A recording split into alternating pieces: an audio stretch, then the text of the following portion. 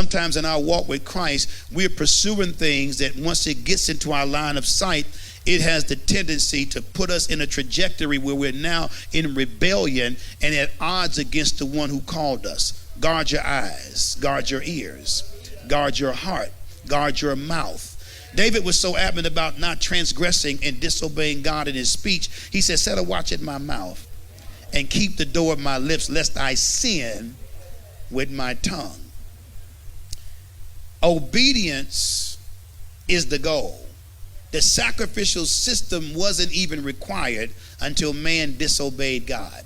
And a lot of us today are willing, I put this in my notes, that the sacrificial system consistent with diverse kinds of offerings was instituted due to man's disobedience. The need for us to live in sacrificial mode is a constant reminder of disobedience.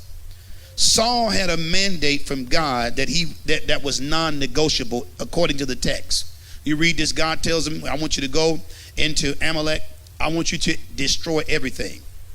Both male, female, beast, leave nothing alive. Saul had this charge from God. But Saul gets there and he decides he wants to think for God. Not only did he not obey God, he left the king, Agag, alive. And he also brought animals he felt were worthy to sacrifice to God. But God had already given the commandment to destroy everything. And this is where we learn about that rebellion is as the sin of witchcraft.